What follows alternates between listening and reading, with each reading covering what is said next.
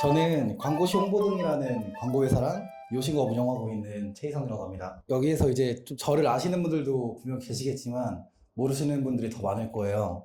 그래서 간단하게 제 소개를 하자면 저는 6년 정도 이제 F&B만 진행하는 마케팅 회사를 운영하고 있고요. 현재 주로 마케팅 진행하는 거는 이제 SNS 컨텐츠 마케팅이랑 네이버 노출 광고 위주로 광고를 진행을 하고 있어요. 그래서 SNS 콘텐츠 광고가 뭐냐면 저희는 좀 소비자가 구매가 당기게끔 이제 클릭률이 높아지게끔 컨텐츠를 만들어서 그 컨텐츠를 SNS, 인스타그램 채널이나 페이스북에 업로드하는 광고를 진행하고 있어요. 그래서 인스타그램 채널은 다양한데요. 이제 흔히 우리가 알고 있는 먹스타그램, 그 마스타그램이라는 광고 채널을 통해서 광고를 진행하고 있고, 페이스북 같은 경우에는 메타 광고, 이제 스폰서 타겟을 정해서 광고를 진행하고 있어요. 그래서 저는 이제 직접적으로 맛쟁이라는 계정을 운영하면서 요식업도 여러 개 운영을 하고 있는데, 대표적으로 한사발포차라는 포차 브랜드랑 꼬꼬동, 그 연화동이라는 그 브랜드를 운영하고 있고, 제주도의 에어 라시시, 그 다음에 남양주의 마라탕 가게를 운영하고 있습니다. 그래서 오늘 이야기 주제는 광고회사를 운영하는 음식점 사장은 좀 어떤 식으로 마케팅을 진행할까 이 얘기를 좀 들려드릴까 하는데요. 그래서 좀 전문적인 강의는 아니라서 좀 매끄럽지 않은 점은 양해 좀 부탁드리겠습니다. 첫 번째로 그 제가 운영하는 매장 중에 연암동에 위치한 연화동이라는 매장이 있어요. 그래서 대표적으로 이 매장이 지금 한 1년 반 정도 지났는데 이 매장은 어떻게 마케팅했는지 제가 설명을 드릴게요. 처음에는 저희가 오픈 처음에 할 때 주로 마케팅을 시작하는 게 블로그 마케팅을 시작을 해요. 이 마케팅을 왜 시작을 하냐면 SNS 광고 진행하신 분들은 아시겠지만 촬영하는 동안 촬영 기간이 있고 업로드하는 기간이 있어요.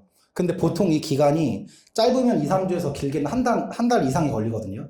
뭐 한두 팀 하는 거는 짧게 할 수 있지만 여러 팀을 했을 때는 2주에서 한 4주 정도가 걸리기 때문에 그 공백을 메꾸기 위해서 블로그 마케팅을 시작을 하는데 키워드를 저희가 설정을 해요. 그래서 키워드를 어떻게 설정을 하냐면 모든 매장이 공통적으로 해당되는 부분이에요. 이 네이버 같은 경우에는 한국 사람들이 좀 많이 검색하는 검색 수단이고 우리가 흔히 어떤 지역에서 어떤 음식을 먹을 때 또는 데이트를 할 때 뭐 연남동 고깃집, 연남동 데이트, 연남동 화플 이런 식으로 검색을 많이 하잖아요. 그래서 저 같은 경우에는 그런 작은 서브 키워드를 공략을 해요. 예를 들어서 고깃집이라고 가정을 하면 맛집을 홍보하기보다는 고깃집, 회식 장소, 모임 장소, 삼겹살 이 네 가지를 주로 마케팅을 진행을 하는데 연화동 같은 경우에는 밥집, 점심, 데이트 코스, 핫플 이런 식으로 상위 노출을 진행을 했어요.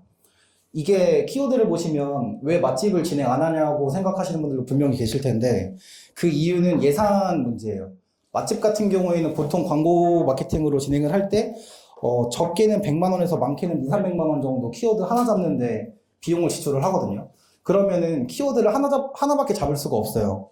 근데 저희 같은 경우에는 그 예산으로 키워드를 하나 잡는 것보다 10가지 키워드를 잡는 게 좀 더 메리트 있다고 생각을 해서 키워드를 좀 넓게 분포를 해서 잡았습니다. 그래서 매장을 처음에 오픈할 때 가장 중요하게 생각하는 거는 블로그에 얼마나 다양한 키워드에 노출이 많이 되느냐가 중요한 것 같아요. 그래서 우리 업장에 대해서 관련 키워드들은 다 노출이 돼야지 효과가 있다고 보시면 될 것 같습니다. 그래서 첫 번째로는 블로그 마케팅을 저희가 진행을 했고요. 두 번째로는 SNS 콘텐츠 바이럴 광고를 진행을 했어요. 이 광고가 뭐냐면은 제가 아까 앞전에 말씀드렸던 그 먹스타그램 광고예요. 그러니까 이 광고 같은 경우는 어떻게 우리가 광고를 하냐면 음식을 있는 그대로를 찍는 게 아니라 좀 먹음직스럽고 구미가 당기게끔 클릭률이랑 유입률이 높아지게끔 해서 연출을 한 다음에 광고 진행을 하고 있어요. 그래서 연화동 같은 경우에는 시그니처 메뉴가 앞에 보이는 대왕꼬꼬동, 이 대왕꼬꼬동이랑 연어초밥이었어요. 그래서 모든 인플루언서들한테 가이드라인을 줄 때 처음에 우리가 밀고 싶은 메뉴로 가이드라인을 짜서 이 메뉴를 이렇게 찍어주세요라고 가이드라인을 정해요. 예를 들어서 소스를 뿌린 사진이랑 소스를 안 뿌린 사진이랑 있었는데 소스가 안 뿌려진 사진은 그렇게 반응률이 좋지가 않아서 중간에 뺐어요. 우리는 광고를 진행할 때 여러 가지 가이드라인을 주고 노출, 그러니까 반응도에 따라서 가이드 핵심이 정해진다고 보시면 될 것 같아요. 근데 저희는 그 핵심을 소스가 뿌려진 대왕꼬꼬동으로 선정을 해서 반응을 봤는데 반응이 대부분 좋았어요. 여기서 반응이라고 말씀드리는 거는 노출 도달률이에요. 예를 들어서 인스타그램 알고리즘 특성상 이 계정에서 30만 조회수가 나오면 이 비슷한 사진에 대해서 올린 게시글 같은 경우에는 30만 이상이 나올 수가 있어요. 그럼 예를 들어서 10개 게시글이 올라가게 되면 적은 비용을 투자해서 최소 300만 도달을 뽑을 수가 있는 거죠. 근데 이거를 광고비로 환산했을 때 금액대가 1000만 원이 넘어가요. 근데 우리 같은 경우에는 이거를 예산을 잘 분배를 하게 되면 300만 원을 지불을 하더라도 조회수가 1000만 그 이상이 나올 수가 있는 거죠. 그래서 마케팅을 할 때 가장 중요한 요소는 뭐냐면 콘텐츠를 어떻게 찍어서 이게 반응이 좋은지 안 좋은지 체크하는 게 좋은 것 같아요. 근데 대부분 광고를 진행하실 때 모두 다 이제 인플루언서한테 맡기는 경우가 있는데 그것도 방법이긴 하지만 반응도가 안 좋게 되면은 광고를 잠깐 멈춰야 돼요. 콘텐츠를 바꿔야 돼요. 그러니까 예를 들어가지고 500만 원 예산을 지출해서 인플루언서 10팀을 불렀는데 3개까지 진행하는데 도달률이 안 나온다. 뭐 예를 들어서 뭐 좋아요가 500개가 안 찍히고 1000개가 안 찍히는데 이 광고를 계속 지속하게 되면 나머지 뒤에 있는 게시글 같은 경우도 반응도가 대부분 안 좋더라고요. 그래서 이거 같은 경우에는 꼭 숙지하시는 게 좋을 것 같아요. 반응도 체크는 어떻게 해요? 보통 피드 같은 경우에는 옛날에는 하루 이틀 정도면 반응이 확 올라왔어요. 근데 요즘 같은 경우에 피드에서 검색하다 보면 적게는 한 5일, 많게는 2주 후에 게시글이 터지는 게시글들이 있어요. 근데 저희 같은 경우에는 체크를 할 때 어떻게 체크하냐면 처음에 3시간인데 뭐 좋아요가 500개가 넘어가고 댓글이 20-30개가 넘어간다. 근데 이 댓글 20-30개 같은 경우에는 우리가 흔히 알고 있는 품앗이 댓글이 있잖아요. 뭐 친구를 태그하는 게 아니라 그냥 자기들끼리 뭐 이렇게 주고받는 댓글들, 그런 댓글들 제외하고 일반적인 일반인이 친구들을 태그하는 그 댓글이 20-30개가 넘어가면 저희가 반응도가 좋다고 하거든요. 그래서 그거를 체크를 하고 어느 정도 평균 이상이 된다고 하면 계속 지속을 하지만 만약에 이게 뭐 댓글이 하나가 달린다, 2개가 달린다 이렇게 되면은 3-4일 정도 두고 보다가 컨텐츠를 바꾸거나 아니면은 다른 게시글을 할 때 살짝 글이나 영상의 길이를 좀 바꿔야 돼요. 피드 같은 경우에는 로직이 되게 다양해요. 어떤 계정은 게시글이 피드가 사진이 3개만 올라가도 터지는 게시글이 있고 뭐 5개가 올라가면 터지는 게시글이 있고 10개가 올라가면 터지는 게시글이 있는데 이 계정마다 다른 거를 체크를 해서 사진 10장 쓰는 인플루언서한테 8장만 사용해달라고 말을 하던가 아니면 영상으로 바꿔달라고 얘기를 하던가 이런 식으로 가이드라인을 정해주는 게 제일 중요해요. 그래서 이 광고를 맡길 때 대행사에서 어떻게 가이드라인 체크를 하는지 진행 전에 꼭 확인을 해보시는 게 예산을 좀 효율적으로 아낄 수 있는 방법 중에 하나입니다. 그래서 저희 연화동 같은 경우에는 컨텐츠를 되게 다양하게 했어요. 그래서 여기 옆에 보시면 연어국수라는 게 컨텐츠 2번이고 그 다음에 까르보나라가 컨텐츠 3번이었는데 반응도 순으로 보게 되면 1등이 이 대왕국고동이 가장 좋았고요. 2등이 연어국수, 3등이 까르보나라였는데 까르보나라는 그렇게 마케팅 효과가 좋지 않아서 광고에는 이제는 쓰고 있진 않아요. 그래서 저희 연화동 게시글 업로드한 거 서치해 보시면 비슷한 사진의 구도들이 많아요. 그 이유가 바로 이것들이에요. 그래서 대표님들이 운영하시는 매장들 중에서 광고를 진행했을 때 반응도 좋은 게시글들이 분명히 있을 거예요. 뭐 릴스라든지 아니면 뭐 피드라든지 피드랑 영상 합친 거라든지 이거를 다 체크하신 다음에 우리 브랜드에서는 어떤 게시글들이 반응이 제일 좋았나 이거를 저장을 하시고 광고를 진행하실 때 가이드라인을 그거랑 비슷하게 만들어 주시면 뒤에 올라가는 반응도들은 대부분 좋다고 생각하시면 될 것 같아요. 근데 이 말이 정답은 아니지만 갑자기 어느 순간에 또 알고리즘이 바뀌는 경우가 있어요. 그랬을 경우에 그 다음 패턴으로 넘어가시면 돼요. 그 다음 패턴이 어떤 거냐면 제가 방금 말씀드렸던 꼬꼬동에서 연어국수, 꼬꼬동으로 올렸을 때 반응이 안 좋았을 때 연어국수로 바꾸는 거예요. 근데 이거를 우리 브랜드에 대입을 시키면 우리는 만약에 예를 들어서 고기를 파는 매장인데 이 고기로 광고를 진행하다가 효과가 안 좋아져서 뭐 사이드 메뉴로 바꿨다. 이렇게 했는데 사이드 메뉴가 반응이 좋았다. 이렇게 되면 우리는 광고할 수 있는 거리가 2가지가 생긴 거죠. 이런 식으로 광고를 어차피 안 할 수 없으니까 분기마다 메뉴를 바꾸는 거예요. 1월부터 3월까지는 A 메뉴, 4월부터 6월까지는 B 메뉴 이런 식으로. 그런 식으로 컨텐츠를 만들어가는 게 제일 중요한 것 같아요. 그래서 저희 연화동 같은 경우에는 이런 알고리즘을 맞춰서 광고를 많이 했는데 이 사진을 자세하게 보시면 여백이 많이 없어요. 여백이 없다는 게 뭐냐면 저희가 촬영을 할 때 대부분 뒷배경을 많이 활용을 해요. 여기에 있는 이 의자도 마찬가지고 이 소스도 마찬가지고 저희가 의도적으로 안에 집어넣은 거예요. 이게 어떤 거냐면 인스타그램 같은 경우에는 여백이 있는 사진은 알고리즘이 잘 안 타요.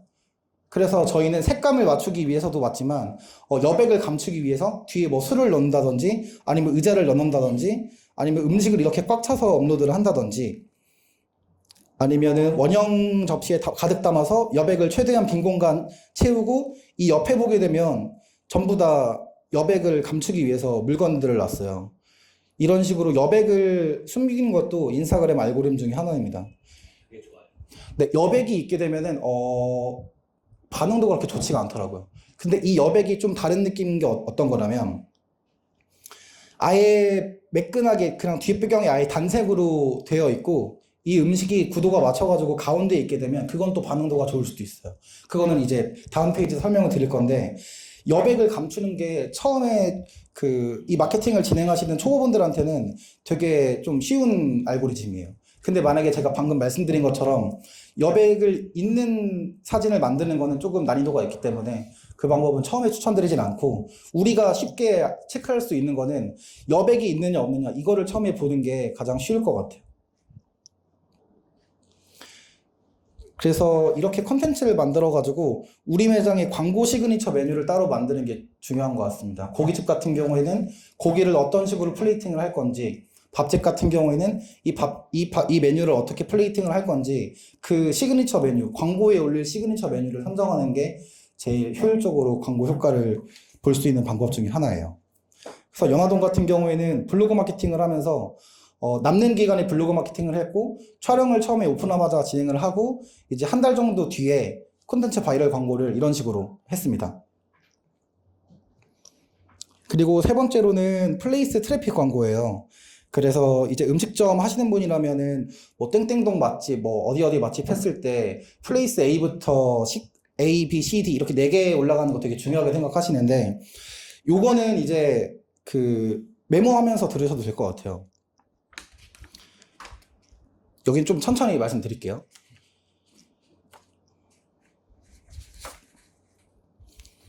이 플레이스 트래픽 광고가 어떤 거라면 새로 오픈해서 3개월 차, 3개월 동안은 네이버에서 반영 점수를 되게 많이 줘요. 그래서 이 오픈 3개월 차 때 광고를 진행하게 되면 그 플레이스 순위가 굉장히 많이 올라가요. 그래서 저희 같은 경우에는 플레이스 트래픽 광고를 오픈하자마자 오픈한 보름 전에 미리 플레이스 트래픽 광고 촬영을 해놔요. 그 다음에 네이버 블로그 광고랑 SNS 광고가 어느 정도 올라간다고 되면 이 플레이스 광고를 꼭 넣어주는 편이에요. 이 플레이스 광고를 할 때 요즘 되게 인스타에서 많이 뜨는 뭐 SEO 최적화 이런 뭐 강의 전자책 파는 거 많이 보셨을 거예요. 근데 이게 되게 단순한 거를 어렵게 풀어놓은 건데 이거는 제가 이렇게 설명드릴게요.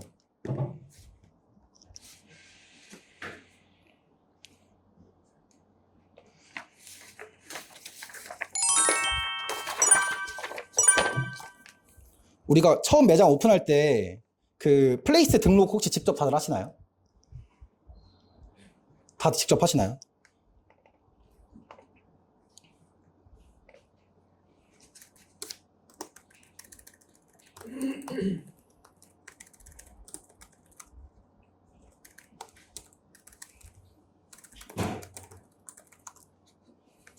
보통 스마트 플레이스에서 이제 등록을 하는데 SEO 최적화가 어떤 거냐면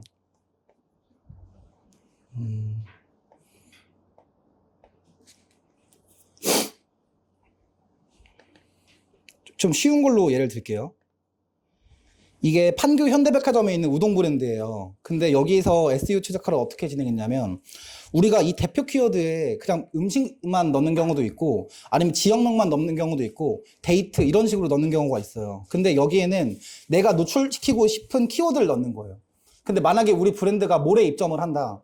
예를 들어서 그게 판교 현대백화점이고 뭐 압구정 갤러리하고 이런 브랜드에 입점을 하게 되면 이 브랜드 이름 그 다음에 키워드를 넣는 게 가장 중요해요. 이게 어떻게 반영이 되냐면 만약에 여기가 경쟁이 없는 키워드다. 만약에 이게 경쟁이 없는 키워드다 이러면 이 키워드 2개를 검색을 했을 때 독점으로 노출될 수가 있어요. 그래서 예시 하나 보여드릴게요.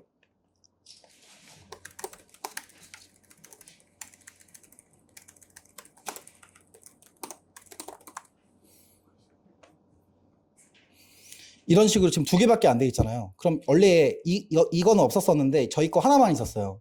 이런 식으로 독점할 수가 있어요. 그러면 이 검색량이 예를 들어서 1000건이다 이러면 1000건의 검색량을 혼자 독점을 하는 거예요. 그리고 반대로 뭐 이게 다른 지점에도 있는데 광교 갤러리아 점심을 치면 저희 매장이 나와요. 이게 어떤 거는 방금 말씀드렸던 것처럼 경쟁률이 없어가지고 저희가 독점하고 있는 거예요. 근데 광교 갤러리아 점심이 없는 키워드가 아니에요. 검색량이 있는 키워드인데 이 SEO 최적화 하나만으로 이 키워드 검색량이 우리가 다 유입이 되게끔 우리가 독점할 수 있으니까 처음에 플레이스 등록을 할 때 대표 키워드를 적을 때 내가 만약에 판교 현대백화점에 입점을 한다 이러면 뭐 예를 들어서 카레다 이러면 여기에 판교 현대백화점 카레를 넣게 되면 웬만하면 여기에 독점으로 노출이 뜰 거예요. 근데 지금 광교 갤러리아에 지금 카레집이 없어요. 만약에 광교 갤러리아에 입점하는 브랜드가 있을 때 이 키워드를 넣게 되면 이 키워드에는 우리 브랜드만 독점으로 아마 뜰 겁니다. 그래서 SEO 최적화가 되게 중요한 게 뭐 영등포나 뭐 강남역, 연남동, 홍대 이런 데 같은 경우에는 경쟁력이 많이 세서 좀 반영되기 어렵지만 동네, 그러니까 점주들이 좀 뭐랄까 경쟁력이 낮은 그 지역을 오픈을 할 때 이 SEO 최적화를 하게 되면 노출된 확률이 되게 커요. 그래서 최근에 작업한 걸로 예를 들면 여기는 간단하게 되게 기본적인 마케팅만 진행했어요. 기본적인만 작업을 했고 오봉집을 작업을 했었는데 원래 여기가 순위가 200이 밖에 있었던 매장이었어요. 그래서 저희가 어떻게 진행을 했냐면 이 안에 있는 내용 같은 경우를 전부 다 SEO 최적화를 하고 간단한 네이버 플레이스 트래픽 광고를 진행을 했어요. 근데 여기는 오픈한 지 얼마 안 된 매장이어서 제가 방금 아까 말씀드렸던 것처럼 네이버에서 반영 점수를 많이 받아요. 새로 오픈한 3개월 된 새로 오픈한 가게는 이 플레이스 트래픽 광고를 진행하게 되면 되게 적은 비용으로 엄청 큰 효과를 볼 수 있어요. 3개월 동안. 근데 그 3개월 이후에는 점주가 광고를 계속 진행할지 안 할지는 점주의 몫이긴 한데 3개월 동안은 이게 순위권에 있게 되면은 사람들이 유입이 굉장히 많이 돼요. 그래서 SEO 최적화를 어떻게 했냐면 아까 제가 말씀드렸던 대표 키워드가 그 중에 하나고 여기에 보시면 조금 문맥에 안 맞게 안암동 맛집, 고려대 맛집이 들어가 있어요. 이거는 어떤 거냐면 내가 지금 장사하고 있는 지역의 키워드에서 노출시키고 싶은 키워드. 소개글에 내 키워드를 적게 되면은 노출될 수 있는 확률이 좀 더 높아져요. 그래서 여기를 보게 되면 안암동 맛집, 고려대 맛집, 오봉집 이런 식으로 뭐 여기도 마찬가지로 안암동 맛집, 고려대 맛집이 많이 들어갔어요. 네이버 로직 중에는 블로그를 잘 아시는 분들도 계실 테지만 네이버 블로그 로직 중에는 본문 반복이라는 게 있어요. 키워드 반복. 키워드를 3번에서 5번도 반복을 하게 되면 상위에 노출될 수 있는 로직이 있어요. 그래서 이 로직을 똑같이 활용을 해보니까 실제로 노출이 더 잘 되더라고요. 그래서 저희가 좀 경쟁력이 낮은 그 키워드를 들어갈 때 꼭 쓰는 방법 중에 하나가 이 SEO 최적화, 그 다음에 플레이스 작업할 때 이 키워드 문단을 반복하는 거. 이것만 잘 정리를 하셔도 경쟁력이 낮은 그 지역에 들어가는 점주님들한테 이 세팅만 해도 상위에서 남들보다 올라가는 업체들이 되게 많더라고요. 그래서 이거는 제가 오픈할 때마다 꼭 활용하는 방법이어서 이거는 다들 오픈하실 때 꼭 한번 활용해 보셨으면 좋겠어요.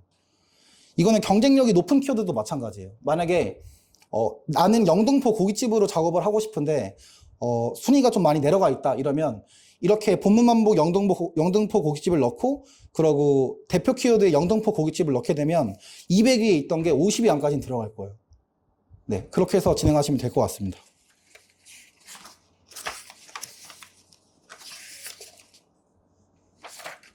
그 오픈때 말고 이제 후 수정해도 좀 반영이 되나요? 네, 후 수정하셔도 돼요. 후 수정하셔도 되고, 이제는 어떻게 작업하는 건지에 대해서 말씀드릴게요. 이거 같은 경우에는 오픈해서 작업해도 상관없지만, 오픈하고 한 달 후에 이 작업을 해도, 똑같이 노출은 됩니다. 근데 이제 경쟁력이 좀 센 업체 같은 경우에는 이 대표적으로 3가지 트래픽을 넣어야 되는데, 뭐, 로직 같은 경우에는 엄청 많이 있어. 8가지가 넘게 있는데, 대표적으로 크게 바뀌지 않는 3가지를 말씀드릴게요. 첫 번째는 블로그 리뷰 쌓기예요. 예시를 하나 보여드릴게요.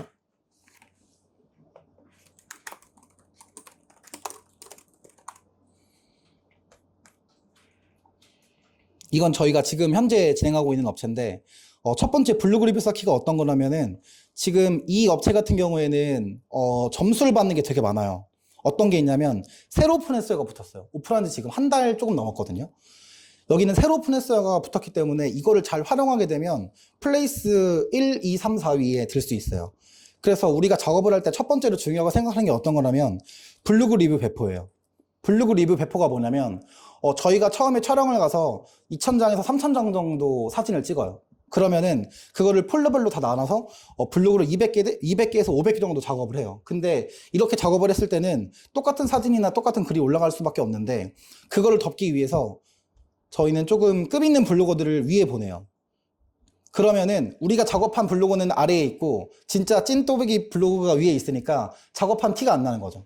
그렇게 되면 순위에 반영이 많이 되는데 네이버에서 플레이스 올리는 점수 중에서 이 블로그 리뷰가 제일 커요. 그래서 우리가 지금 그 점주님들이나 본사에서 하는 마케팅 보게 되면 블로그 체험단 하는 마케팅 하시는 분들 되게 많을 거예요. 근데 이거를 조금 효율적으로 사용을 해야 되는 게 어떤 거냐면 사진을 많이 올리는지, 글자 수를 얼마 정도 쓰는지, 영상은 올리는지, 키워드는 어떻게 잡는지, 그 다음에 지도 첨부를 하는지 이 5가지를 꼭 체크를 하시고 이거를 맞춰서 작성을 하게 되면은 그래도 작업한 게시글을 밀어내고 위로 올라가기 때문에 그 블로그 체험단 지수도 어느 정도 점수에 반영이 돼요. 그래서 저희가 작업을 되게 중요하게 생각하는 게 이 블로그 리뷰 배포 작업인데 이 블로그 리뷰 배포 작업이랑 체험단 마케팅이랑 같이 진행을 해요. 만약에 블로그 배포를 200건을 진행을 한다. 그러면 블로그 체험단을 20개를 진행을 해요. 그럼 220개가 올라가잖아요. 그랬을 때 순위 반영 체크를 하게 되면 우리 매장이 만약에 6페이지 안에서 안 보였으면 6페이지 안에 들어갈 거예요. 그리고 그 두 번째로는 방문 트래픽 늘리기인데 방문 트래픽 늘리기는 여러 가지 방법이 있어요. 뭐 메타 광고, 이제 인스타그램이나 페이스북 보게 되면 스폰서 광고 있잖아요. 타겟 정해서 할 수 있는 광고. 그 타겟을 통해 가지고 광고를 유입을 시키는 건데 네이버는 가장 좋아하는 게 뭐냐면 외부 유입이에요. 유튜브를 보다 네이버, 페이스북을 보다 네이버, 인스타그램을 보다 네이버, 이 제3 트래픽을 되게 중요하게 생각을 하는데 이 트래픽을 할 때 가장 중요한 거는 상호명으로 검색을 하는 거예요. 예를 들어서 뭐 영등포 맛집 원조부 한집, 뭐 영등포 고깃집 원조부 한집 이런 식으로 검색을 하게 되면 영등포 고깃집이랑 맛집에 대한 트래픽이 올라가기 때문에 그 두 가지 트래픽에서 좀 효과를 많이 볼 수 있어요. 그래서 두 번째로는 방문 트래픽을 되게 좀 중요하게 생각하시면 좋을 것 같아요. 그리고 마지막으로 저장하기라는 작업이 있는데 저장하기가 어떤 거라면 여기 위에 있는 이 저장하기예요. 옛날에는 이 저장하기가 그렇게 점수가 높진 않았었는데 요즘에는 이 저장하기의 점수가 되게 높아졌어요. 그래서 블로그 작업을 할 때 이 저장하기를 좀 세트로 묶어서 진행을 하게 되면은 순위가 좀 단기간 안에 올라가요. 이 단기간이라는 게 2주 안에 올라갈 수도 있고 뭐 4주 안에 올라갈 수도 있어요. 근데 정말 운만 좋으면 일주일 안에 올라가는 업체도 많이 볼 수 있어서 새로 오픈했을 때 이 마케팅을 진행을 하면 순위는 거의 대부분 상위에 올라간다 보시면 될 것 같아요. 그래서 이거는 뭐 본사에서도 직접 할 수 있지만 가맹점주들이 조금 저비용으로 좀 좋은 효과, 큰 효과 누릴 수 있는 광고여서 이거는 다들 좀 메모해 가셨으면 좋겠어요. 그래서 이 방법 같은 경우에는 사실 우리끼리만 알았으면 좋은 게 뭐냐면 이거는 그냥 대행사에서 사용하는 로직이기 때문에 이 내용이 만약에 퍼지면 경쟁은 더 심해지고 광고 단가가 아마 계속 올라갈 거예요. 그러니까 이거는 이 자리에 계신 분들만 아셨으면 좋겠습니다. 그래서 3가지 정리하자면 블로그 리뷰 배포, 그 다음에 방문 트래픽 늘리기, 그 다음에 저장하기. 이 3가지가 대표적인 로직이라고 보시면 될 것 같습니다.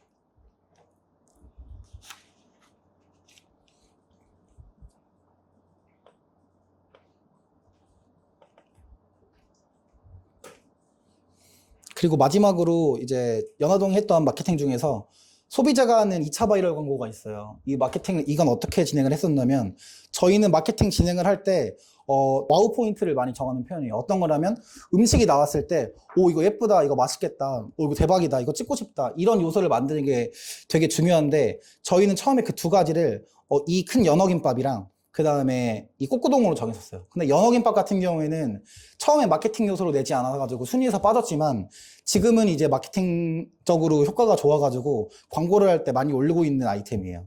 그래서 이렇게 보시게 되면 얘네들은 다 일반인이거든요. 근데 이 일반인이 올리는 마케팅이 되게 좋더라고요.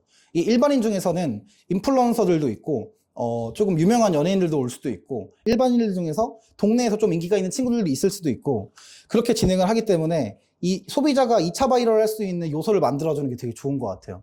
그래서 저희는 처음에는 소스가 부러져서 나왔어요. 그 꼬꼬동 위에서. 근데 이거를 손님 앞에서 직접적으로 뿌려주니까 거의 10명 중 8명이 동영상을 찍더라고요. 그래서 자기 인스타그램이나 페이스북에 올려요. 그러면 저희 계정을 태그를 하니까 저희 계정에 어떤 친구들이 태그를 해서 글을 올렸는지 보이거든요. 그래서 그거를 저희가 리그램 하면서 연화동 공식 인스타그램에 리그램을 하면서 스토리를 올리니까 이 친구들이 저희 계정으로 유입이 되더라고요. 그래서 소비자가 할 수 있는 2차 바이럴 요소를 만들어주는 게 되게 중요한 것 같아요. 이거는 밥집도 마찬가지고, 뭐 술집도 마찬가지, 고깃집도 마찬가지인데, 이 요소는 아까 제가 첫 번째로 말씀드렸던 것처럼 반응도 좋은 사진들 있잖아요. 우리가 광고 진행했을 때 영상 콘텐츠 반응이 좋았다. 뭐 사진 콘텐츠 반응이 좋았다. 그런 요소들을 만들어서 소비자한테도 그냥 똑같이 주는 거예요. 똑같이 힘들더라도 비슷하게만 주게 되면 손님들이 어차피 인스타 피드를 보고 왔기 때문에 찍을 사람들은 많이 찍더라고요. 그래서 이 2차 바이럴 할 수 있는 요소를 만드는 게 좀 브랜드의 숙제가 아닐까 저는 개인적으로 생각합니다. 그래서 이제 연화동의 마케팅 이야기는 끝났고 이제 지금 오신 분들이랑 블로그 필수 키워드에 대해서 말씀을 드릴까 해요. 혹시 고깃집 하시는 분 계시나요? 어디에서 하세요? 상호명 한 번만 말씀해 주시겠어요? 연포 화로. 두 개 전부 다 이걸로 예를 들게요. 혹시 여기는 마케팅을 하시나요? 네. 어떤 마케팅 하세요? 그냥 일반적인 거. 그러면은 키워드 선정할 때 제가 이걸로 키워드를 한번 잡아볼게요.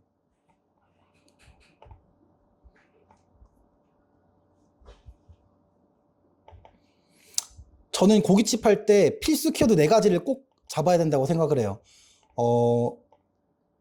제가 처음에 마케팅 할 때 고깃집밖에 마케팅을 안 했었거든요.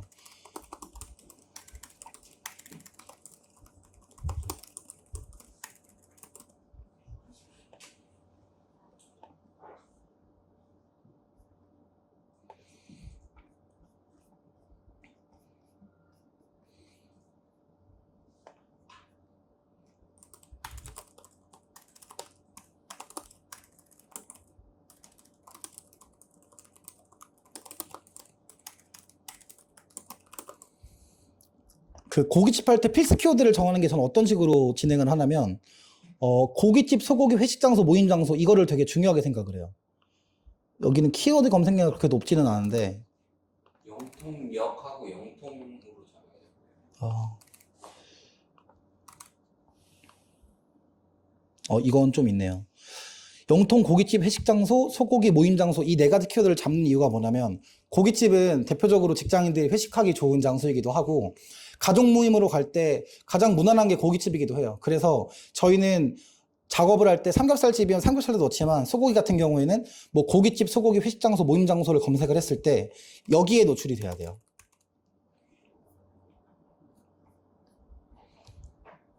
이 블로그 위에 여기를 추천드리는 이유는 뭐냐면 이거 작업하는데 돈이 안 들어요.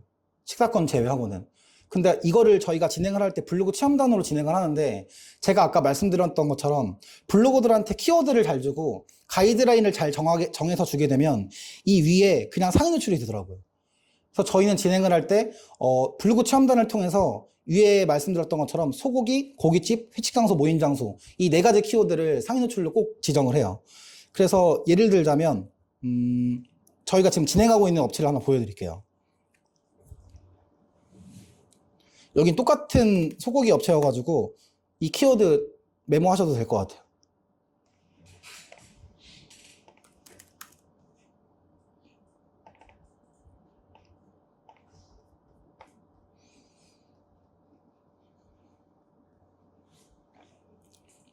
이런 식으로 한우, 고깃집 이게 지금 제가 고기집으로 하는 게 왜 그러냐면 고깃집보다 고기집이 검색량이 더 높아요. 그래서 우리가 처음에 마케팅을 진행할 때 고깃집, 회식 장소, 소고기 모임 장소 이 4가지를 노출을 시키고 그 다음에 뭐 고깃집, 뭐 회식, 그 다음에 룸식당, 한우 이런 식으로 좀 더 작은 서브 키워드를 노출시켜요. 그러면 고깃집에서 뽑아낼 수 있는 키워드가 한 10가지 정도는 되거든요.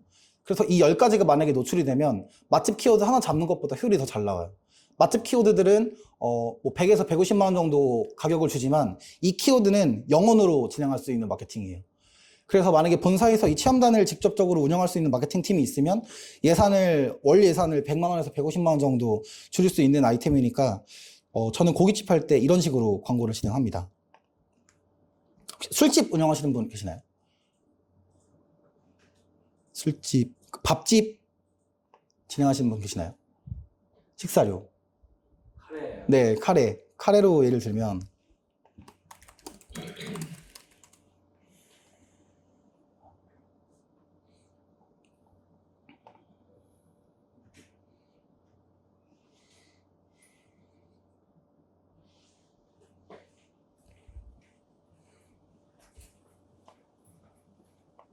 이 밥집 같은 경우에도 여러 개로 할 수가 있는 게 여기는 동대문이랑 DDP랑 을지로 세 가지 키워드를 잡을 수가 있어요. 그러면 여기 보시면 동대문 밥집, 동대문 점심, 동대문 데이트, 뭐 동대문 카레 이런 식으로 네 가지가 있지만 여기는 키워드가 동대문, DDP, 을지로가 있기 때문에 똑같은 키워드로 12가지 키워드를 잡을 수가 있어요. 그러면 이 검색량을 합쳤을 때 아마 최소 5천 건 이상은 넘으니까 경쟁력이 되게 낮은 키워드 같은 경우에는 한 번 올리게 되면 노출이 되게 많이 되거든요. 이게 오래 지속돼요. 한 달 가는 게 아니라 뭐 3개월 가는 경우도 있고 6개월 가는 경우도 있어요. 그래서 블로그 체험단을 활용을 할 때 이 위에 있는 키워드들은 꼭 저장을 하셨다가 이 네 가지 키워드들은 메인으로 잡는 게 되게 좋을 것 같아요. 그래서 저는 이 고깃집이나 술집, 밥집 키워드 노출을 시킬 때 이 네 가지는 메인으로 진행을 하고 이 네 가지가 노출이 되면 그 이후에 좀 더 작은 서브 키워드들을 노출을 시켜요. 그런 것들은 뭐 여기에서 뭐 회식을 추가한다든지 아니면은 뭐 이 동을 역으로 바꾼다든지 여러 가지로 대입시킬 수 있으니까 그거는 키워드 선정은 한번 검색량 보시면서 선정해 보시면 될 것 같아요. 이게 어쨌든 서브 키워드로 이제 체험단 활용하는 말씀이신가요? 네, 맞아요.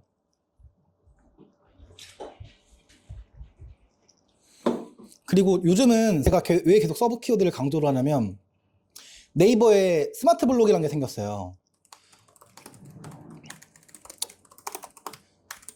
우리가 서브 키워드로 체험단을 가이드를 잘 잡아서 광고 진행을 하게 되면은 이런 식으로 이 블록에 올라가요.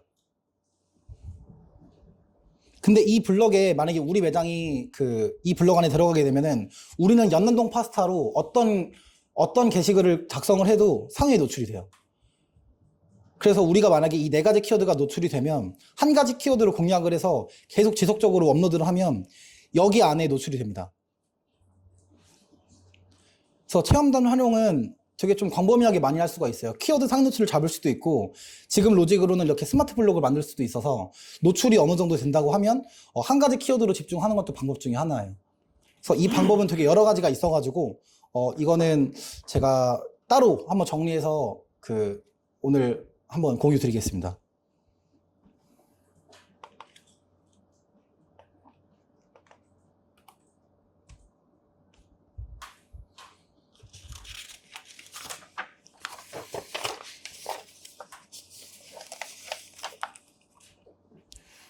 그리고 이제 바이럴 컨텐츠에 대해서 설명을 드릴 건데, 제가 아까 앞서 말씀드렸던 것처럼, 우리 인스타그램에서 반응도 좋은 사진, 영상을 뽑는 게 되게 중요해요. 제가 이걸 계속 강조하는 이유가 뭐냐면, 이거를, 놓치면 계속 반응이 안 좋은 사진이 올라갈 수밖에 없어요.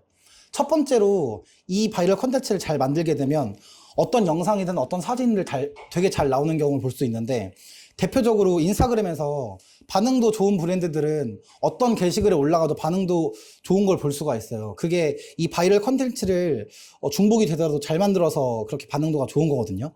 그래서 예를 들면 지금 여기에 있는 사진들이 다 저희가 만든 사진들이에요. 이 육회 같은 경우에도 되게 여러 포인트가 있었는데 밥 위에 육회를 올리고 그 다음에 나무 판자를 깔고 뒤에 깻잎을 얹어서 올리니까 이 삼색이 잘 맞춰졌어요. 이 삼색이 어떤 거냐면 인스타그램 알고리즘 중에서는 여백을 감추는 것도 있지만 색감을 되게 중요하게 생각을 해요. 그럼 이 10장의 사진을 보면 되게 색감이 알록달록 하거든요. 그래서 고깃집이면은 뭐 육회랑 밥이랑 뭐 고기 굽기 전, 뭐 구운 후 사진을 섞어서 업로드를 한다던가 아니면 버섯이랑 꽈리고추를 섞어가지고 한 판 가득 올린다던가 이런 식으로 꽉 찬 사진이랑 색감을 여러 개 추가하시는 게 저는 인스타그램 로직 중에서는 제일 맞다고 생각이 듭니다. 그래서 지금 초밥 같은 경우에도 이 사진을 보게 되면은 여기가 원래 이렇게 나오진 않아요. 근데 초밥이 나오게 되면 저희가 알록달록하게 다 하나하나 재배치를 한 거예요. 그래서 여기는 이 파란색 배경이랑 이 알록달록한 색감을 찍어서 광고를 올리니까 되게 반응도가 되게 좋았어요. 그래서 그 초밥 하시는 브랜드 대표님 계시는 걸로 아는데, 제가 이따가 설명드릴 거지만 초밥이 요즘 되게 반응도가 좋은 아이템이에요. 초밥 같은 경우에는 동그란 접시 또는 직사각형 접시에 이 색감을 잘 살려가지고 날씨 좋은 날 찍게 되면은 그냥 대부분 이상 반응도가 좋더라고요. 이 반응도가 좋다는 거는 평균 30만, 50만 이상 나오는 것 같아요. 그래서 초밥은 저희가 광고했을 때 필수로 꼭 이렇게 색감을 알록달록해서 찍고 있습니다. 그리고 위에 보시면 고기랑 이제 낙곱새, 뭐 오뎅 이런 것들이 되게 많은데, 고기 같은 경우에도 여기를 보시게 되면 원래 여기 같은 경우에는 이 아이템이 아니었고 그 수비드한 소고기였어요. 근데 그걸로 6개월 광고에도 반응이 안 좋아서 아이템을 바꿨었는데 결국은 색감을 주고 조금 가득 차 보이게 찍으니까 반응도가 올라오더라고요. 그래서 거기 같은 경우에는 처음에 마케팅으로 했을 때 계속 그것만 밀고 가는 게 아니라 그게 안 돼가지고 그냥 그걸 메뉴에서 없애버렸어요. 그래서 이 메뉴로 바꿔서 광고를 지금도 진행을 하고 있고 반응도가 평균 이상 잘 나오는 매장이더라고요.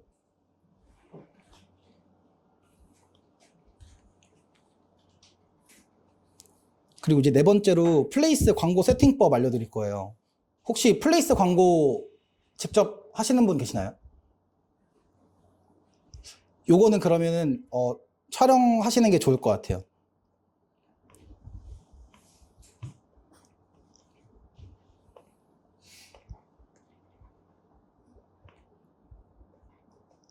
이 광고는 어떤 거 말씀드리는 거냐면,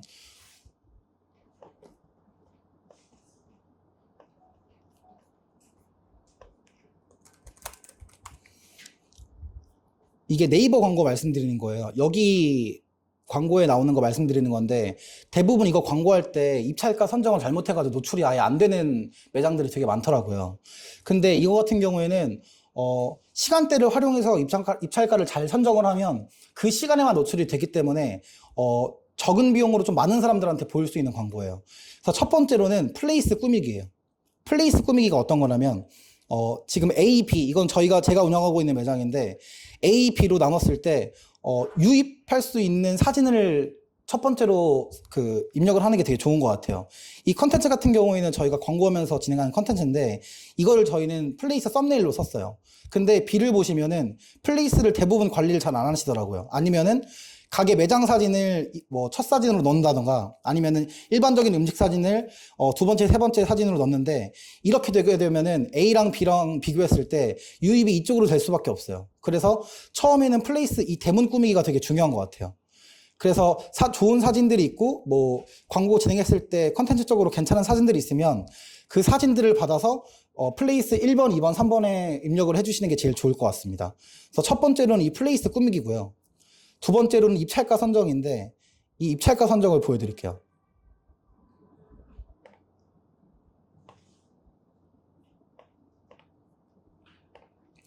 네이버 이 검색 광고에 들어가시게 되면 광고 플랫폼이라고 있어요. 여기에 들어가셔서 새 광고 그룹을 만들어야 돼요. 이거 클릭을 하고 플레이스 검색. 이게 플레이스 광고에 노출시키는 채널이니까 이 플레이스 검색을 하고 쉽게 광고 그룹 이름을 정합니다. 그리고 이렇게 보게 되면 여기에 선택 업체 예상 노출 키워드라고 나와요. 근데 여기에서 우리 업체에 맞지 않는 키워드들이 분명히 있어요. 나는 예를 들어가지고 대학로 맛집이랑 해화 맛집, 종로 맛집에만 노출을 시키고 싶은데 한사발이랑 해화형 맛집이 있게 되면은 이걸로도 예산이 빠져나갈 수 있다는 거예요. 그렇게 되면은 이거는 노출을 제외를 시켜줘요. 그러면은 우리가 광고를 진행할 때 해화 맛집, 종로 맛집, 대학로 맛집에만 노출이 되는 거예요. 이렇게 해가지고 예산이 5가지로 빠져나가는 거를 3가지로 줄일 수가 있어요. 그 다음에 하루 예산을 설정하는 건데 이건 처음에 기본 5,000원으로 설정이 돼 있어요. 이 뜻이 뭐냐면 누군가가 클릭을 해서 5,000원이 다 도달이 되면 우리 광고는 그냥 그날은 끝나는 거예요. 노출이 안 되는 거예요. 그래서 이거를 최대 비용 2만 원을 설정을 해주고 고급 옵션에 들어가게 되면 여기에 이제 입찰가가 나와요. 근데 대부분 여기에 50원으로 돼 있으니까 노출이 안 되는 거예요. 이 입찰가가 어떻게 되는 거냐면 해외 맛집으로 지금 노출되고 있는 또울이랑 이 쪼리 같은 경우에는 1,480원 이상의 광고비를 클릭당 노출을 선정을 해놓는 거예요. 그러니까 1, 2등에 노출이 되는 건데 우리는 50원으로 설정하게 되면 이거 밑끝으로 가도 절대 안 보여요. 그래서 우리 광고를 진행을 할 때 이 입찰가를 1,480원보다 조금 더 높게 집행을 해야 됩니다. 저는 1,500원에서 한 1,550원 정도 추천을 드려요. 그래서 이렇게 저장 후 닫기를 누르고 여기가 제일 중요한데 소재에 들어가서 이 플레이스 사진이 여기에 뜨는 사진이에요. 그래서 저는 첫 썸네일 사진은 웬만하면 되게 자극적인 걸로 써요. 뭐 그나마 제일 맛있어 보이는 걸로 사진 이렇게 설정을 하고 뭐 업체 홍보 문구에 어떻게 진행을 하냐면 이런 식으로 대학로 모임 회식은 또우리 이렇게 하는 것보다 요즘 젊은 감성에 맞춰가지고 좀 재밌게 쓰는 것도 되게 좋은 것 같아요. 뭐 예를 들어가지고 곧 박날의 단골될 집 이런 식으로 이건 그냥 제가 갑자기 생각난 거고 이런 식으로 재밌게 쓰게 되면 사람들이 유입을 좀 더 많이 하더라고요. 그래서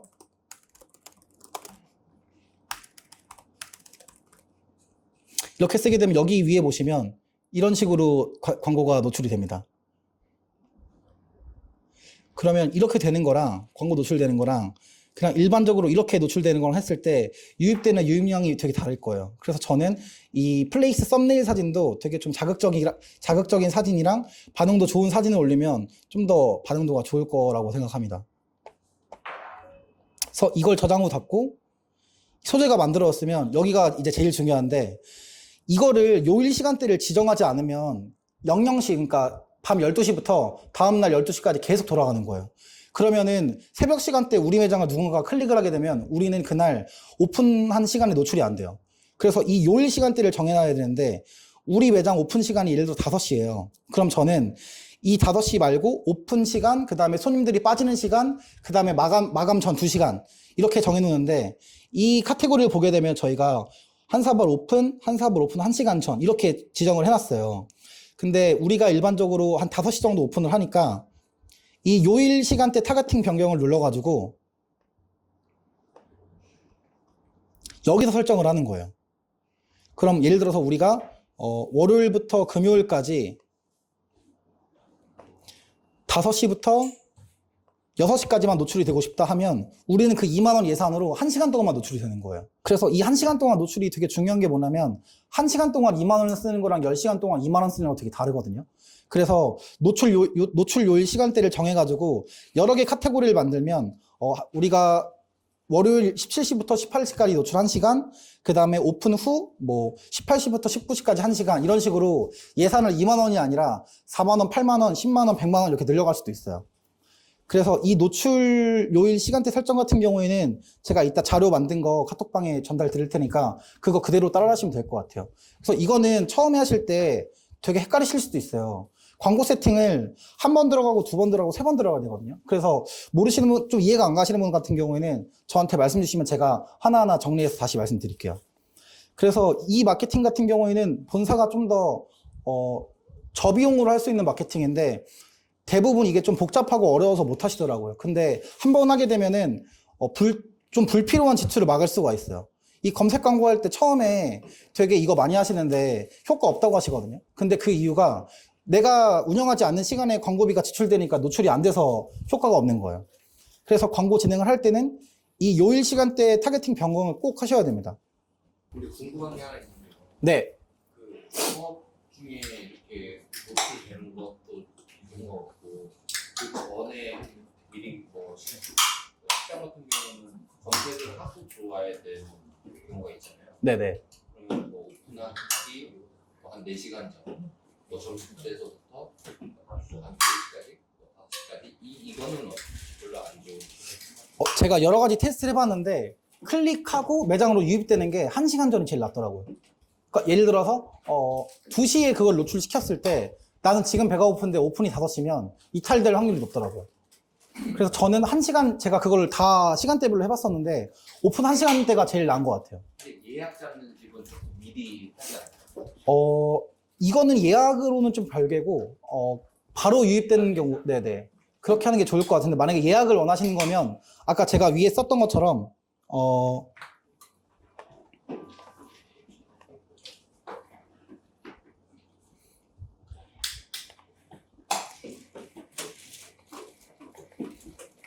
여기 위에 보게 되면 그 찜닭과 닭볶음탕이 합쳐진 맛집 있잖아요. 여기에 2시간 전에 뭐 예약하게 되면 어떤 거 서비스 이런 식으로 글을 써놔도 괜찮을 것 같아요. 예약을 하는 식당이라면.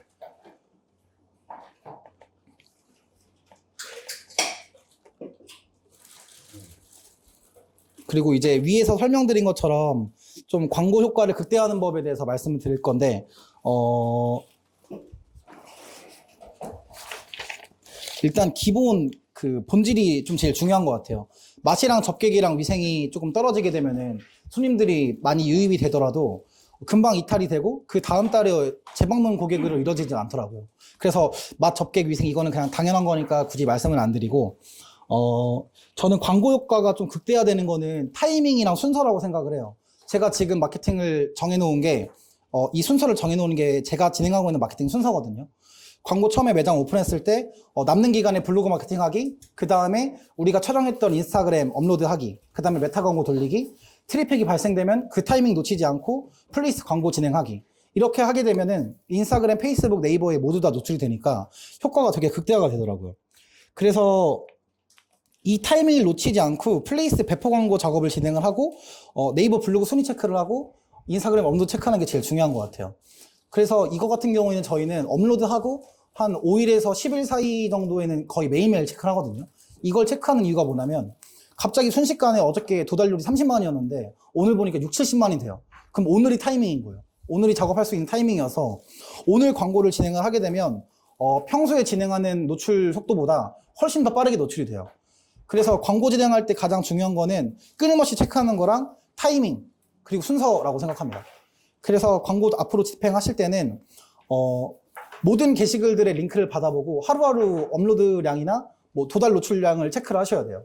근데 광고라는 게 100% 다 효과가 좋을 수는 없어요. 뭐 어쩔 때는 효과가 없을 수도 있지만 제가 광고를 좀 좋게 생각하는 이유는 3번 정도 시도를 해서 그 중에 한 번 터지기 시작하면 그 후에 시작하는 건 대부분 다 기본 이상은 가더라고요. 그때부터는 체크하는 거랑 타이밍 싸움이에요. 체크를 빨리 해서 도달 노출량이 어느 정도 늘어난 거를 체크를 하면 그때 작업을 넣어야 돼요. 그때 만약에 작업을 넣게 되면은 일반적인 업체들이 우리를 못 따라와요. 사실 그 타이밍을 잡는 방법을 모르거든요. 트래픽은 나눠서 요즘은 그 유입되는 것보다 한 번에 폭발적으로 한 번에 확 올라가는 게 반응도 괜찮고 효과도 괜찮고 노출되는 속도도 빠르니까 그러니까 뭐 사람들이 줄 서는 속도가 되게 빨라지더라고요. 다른 마케팅에 비해서. 그래서 저는 이 순서로 좀 마케팅을 극대화시키고 있습니다. 그리고 이제 마지막으로 컨텐츠 제작 예시를 좀 준비를 해왔는데요. 여기는 저희가 최근에 진행했던 긴자루코라는 매장이고 지금도 진행을 하고 있어요. 그래서 위에 말씀드린 것처럼 제가 계속 컨텐츠 얘기를 했는데 저는 광고를 진행할 때 컨텐츠를 만들어야 돼요. 왜냐하면 이제 비용을 받으면 저희도 집행을 해야 되는데 예를 들어서 어떤 비용을 받았을 때 효율이 안 나오게 되면 결국은 이제 서로 얼굴을 붉히는 거거든요. 근데 우리가 이거를 보게 되면은 이거 했을 때 반응도가 안 좋을 것 같다. 그럼 저희는 애초에 이렇게 제안을 드려요. 광고를 진행하지 않거나 아니면 접시나 플레이팅을 바꿀 수 있는지. 근데 만약에 대표님께서 우린 다 바꿀 수 있다. 이렇게 되면은 우리가 바꿔보는 거죠. 그래서 긴자루코는 어떻게 진행을 했냐면 긴자루코 같은 경우에는 되게 대왕 접시고 양도 많고 이런 컨텐츠로 광고를 많이 했었더라고요. 그래가지고 우리는 이걸 좀 더 살려서 요즘 트렌드에 맞춰가지고 돈가스 비주얼을 한번 더 살려보자 이래서 큰 원형 접시에 돈가스 5장을 깔았어요. 일본 가게 되면 되게 전보 사이즈 많잖아요. 그래서 여기도 이 식당이니까 그럼 우리 전보 사이즈로 해가지고 돈가스 추가를 해보자 이래서 5장을 깔고 이 비주얼로 사진을 했는데 한 달 정도 광고를 해봐서 검색량을 비교를 해보니까 단기간에 검색량이 11,000건이 늘더라고요. 그러니까 그만큼 효과가 좋았다는 얘기예요. 한 달 정도 광고했을 때 저희가 한 150만에서 200만 정도 나오게 되면은 이거 한 400만 이상 가겠다 생각을 하는데 여기는 300만 나왔어요. 그래서 광고를 진행했을 때 이렇게 컨텐츠를 올려서 광고를 진행하니까 검색량 유입이 계속 올라가고 아마 지금 이 순간에도 도달 노출량을 계속 올라가고 있을 거예요. 그래서 저랑 이제 대표님이랑 한 1, 2주 전에 체크를 한 게 한 310만 정도 됐었는데 지금 같은 경우는 아마 400만 넘었을 수도 있어요. 그래서 우리가 광고 여기도 집행을 한 게 손바닥으로 하면서 크기를 이렇게 했었는데 똑같은 그릇에 똑같은 양인데 이거를 얼굴이랑 대입시키고 위에서 사진을 찍으니까 이 그릇이 더 크게 보이더라고요. 그래서 소비자가 봤을 때 손바닥 되는 것보다 이렇게 좀 더 직관적으로 보이는 게 유입되는 속도가 더 빠르다고 생각을 했어요.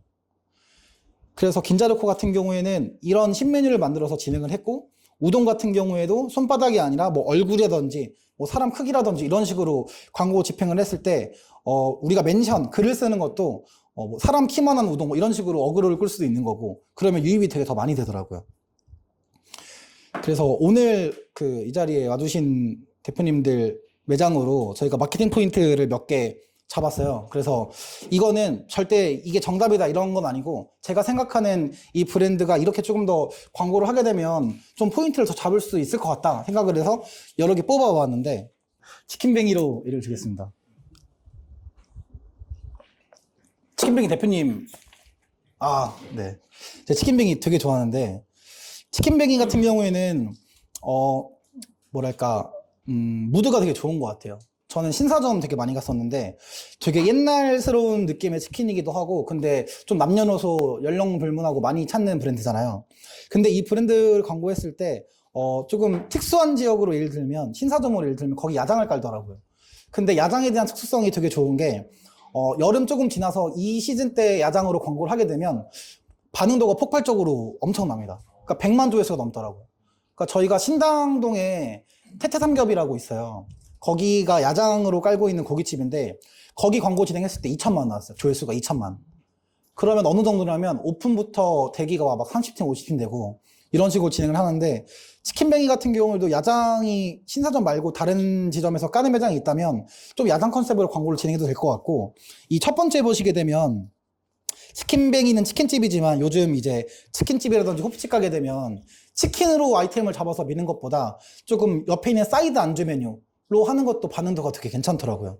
이 오징어 튀김 같은 경우에는 제가 찾아보다가 치킨뱅이랑 되게 잘 어울릴 것 같다 생각해가지고 갖고 온 아이템인데, 이런 식으로 좀 뭐랄까 그냥 있는 그대로 엄청 연출을 한 게 아니라 좀 푸짐해 보이는 치킨뱅이 스타일로 좀 뭐랄까 만들어서 진행을 한다면 이것도 아마 인스타그램에서 노포 감성으로 좀 반응도가 되게 좋지 않을까 싶어가지고 이 오징어 튀김을 되게 갖고 왔고요. 그리고 이제 이 6번째 보시게 되면 옛날 통닭이 있어요. 요즘 트렌드 같은 경우에는 좀 뭐랄까 촌스럽지 않는 노포 스타일이 되게 유행이라고 생각을 하거든요. 그래서 이 옛날 통닭으로 광고를 했을 때 이 맛을 아는 뭐 30, 40대 또는 50대 손님들이나 젊은 층 같은 경우도 옛날 통닭을 좋아하는 스타일 손님들도 있으니까 이 옛날 통닭 버전으로 광고를 한번 진행을 해봐도 되게 좋지 않을까. 그리고 요즘 이제 떡볶이랑 치킨이랑 콜라보를 되게 많이 하잖아요. 그래서 옛날 떡볶이 스타일로 떡볶이랑 같이 이제 치킨이랑 뭐 합쳐가지고 진행을 해봐도 좀 젊은 층의 유입을 많이 끌어낼 수 있을 것 같아요. 근데 요즘 같은 경우는 보게 되면 주 소비층이 20, 30대잖아요. 근데 20, 30대 대부분이 SNS를 하는 사람들이에요. 트위터도 할 거고 뭐 페이스북도 할 거고 인스타그램도 할 건데, 이런 먹음직스러운 사진들에서 뭔가 조합이 잘 돼가지고 컨텐츠가 좀 바이럴 요소로 잘 된다고 가정을 하면 그만큼 유입되는 양도 많을 거고 충분히 좀 와우 포인트를 만들 수 있지 않을까 싶어서 이렇게 6개의 사진을 갖고 와봤습니다.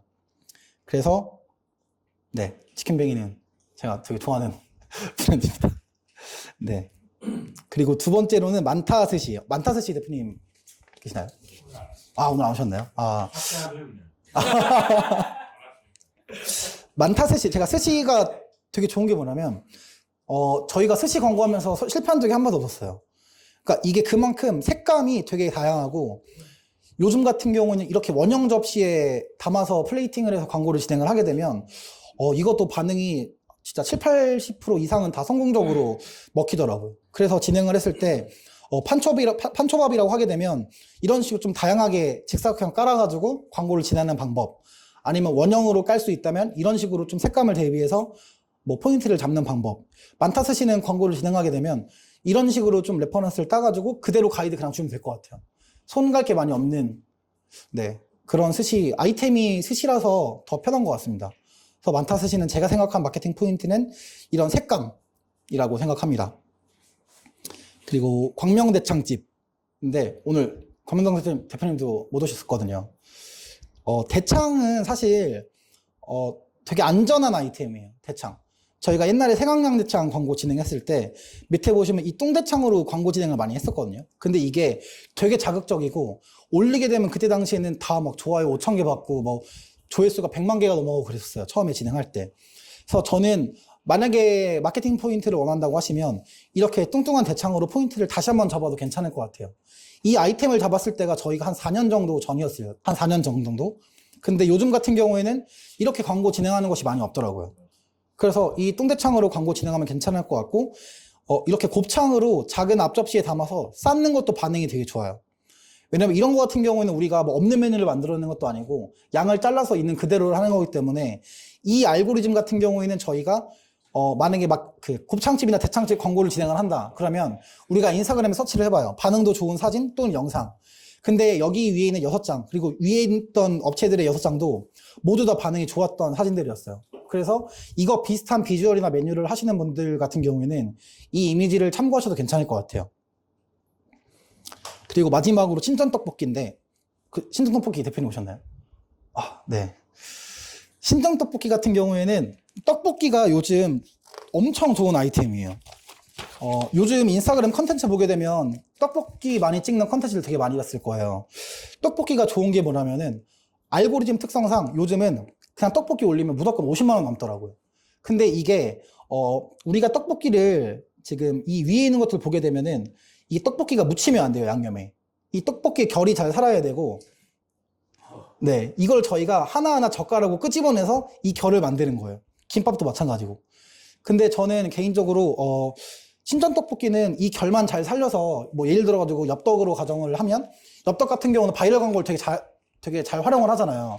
어떻게 활용을 하면 뭐 예를 들어서 뭐 짜장면이랑 섞어 먹기 뭐 이런 식으로 그런 요소들을 만들게 되면 저는 신전떡볶이도 진짜 지금보다 훨씬 더 많이 사랑받지 않을까. 지금도 당연히 사랑을 받지만, 네. 그래서 저는 모닥치기 같은 메뉴도 좀 바이럴해서 살렸으면 좋겠고, 그리고 뭐 이런 메뉴 같은 경우에도 계속 내는 게 아니라 한 특정 매장을 지정을 한 다음에 이런 식으로 좀 팝업식으로 진행을 해도 되게 괜찮을 것 같아요. 그러니까 요즘 되게 브랜드들 팝업 많이 하잖아요. 근데 이게 마케팅이 정말 많이 잘 되더라고요. 브랜드 팝업을 하게 되면 기본 조회수가 100만 이상이 나와요.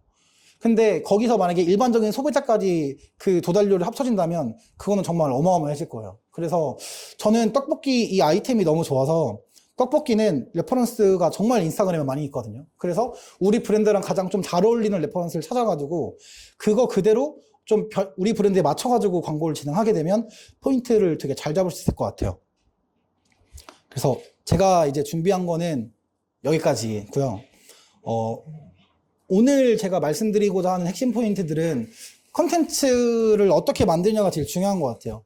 사실 이제 본사 운영하면서 마케팅이랑 광고는 꼭 해야 되는 수단이라고 생각을 하거든요. 근데 이 수단을 알고 광고를 집행하는 거랑 모르고 집행하는 거랑 되게 달라요. 그러니까 예를 들어서 싱글식 대표님 매장으로 예를 들면 그 고기 비주얼이 너무 좋잖아요. 피자 고기로. 근데 그거 같은 경우에는 지금 우리가 거의 한 3년 이상 했었잖아요. 어떻게 보면.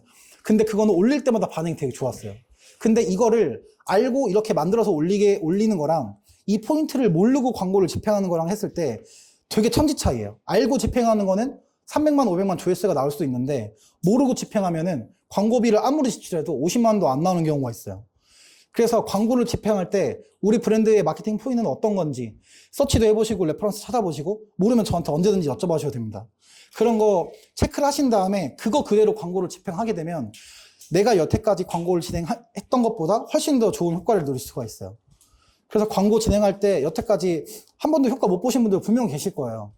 뭐 반대로 효과를 되게 많이 보신 분도 계실 테지만 광고는 100% 효과를 볼 수 있는 그런 수단은 아니라고 생각하는데 이런 포인트들만 어느 정도 알게 되면 그 효과를 되게 극대화할 수가 있는 것 같아요. 그래서 오늘 강의의 핵심은 이 마케팅 포인트를 어떻게 잡고 마케팅 순서랑 타이밍을 어떻게 잡는지 불필요한 마케팅을 줄이는 게 되게 좋은 것 같아요.